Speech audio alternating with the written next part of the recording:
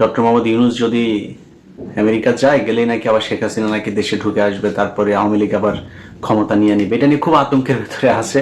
আবার আওয়ামী লীগের দু একজন লোকজন নাকি ভেংচি কাটাও শুরু করেছে যে গেলেই আবার ধরবে। তো গেলে কি করবে?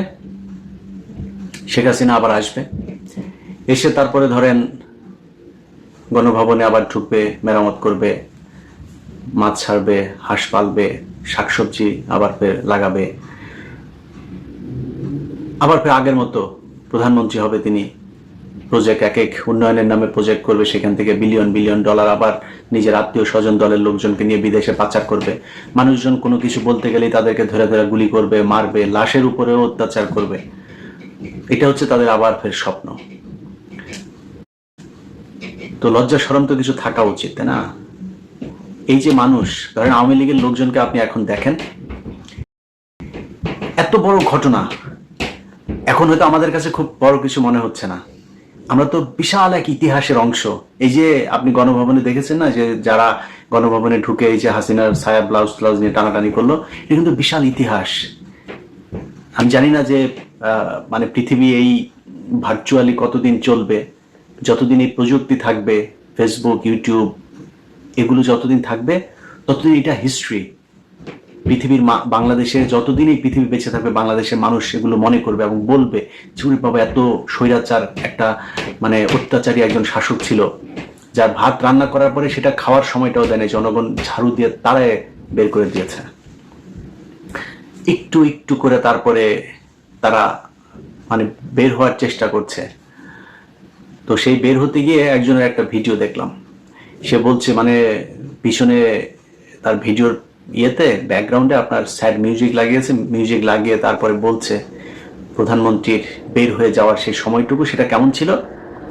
ছিল শেখ হাসিনা নাকি যাবেই না, তাকে জোর করে সবাই বুঝাচ্ছিল সে যাবে না, এই দেশের মানুষকে রেখে সে নাকি যাবে না।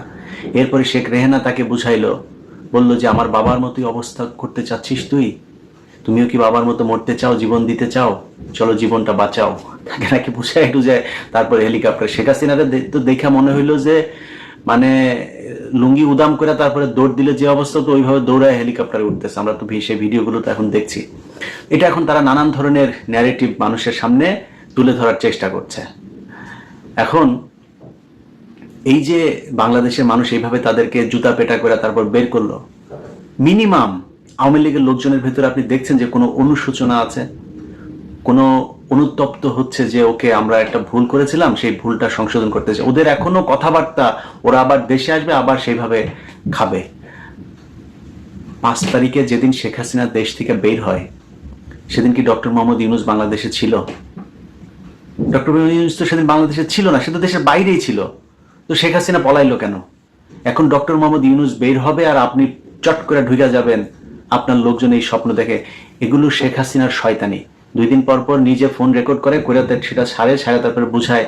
আর তো বলার তো জায়গা নাই। এখন তো মনে করেন শেখ হাসিনা যদি কোনো গণমাধ্যমে কোনো কিছু যদি পাঠায় বা বক্তব্য টক্তব্য যদি পাঠায়, তাহলে তো পাশার চামড়া উঠাই দিবে। কোনো টেলিভিশন তো আর ওই ঝুঁকি নিতে যাবে না।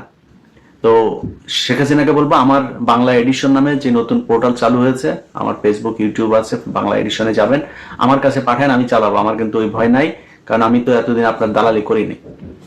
আমি চালাইতে, আমার কাছে দিয়ে আপনার যা যা বলতে মন চায় ম্যাডাম আপনি দিয়ে, আমি চালাবো। এখন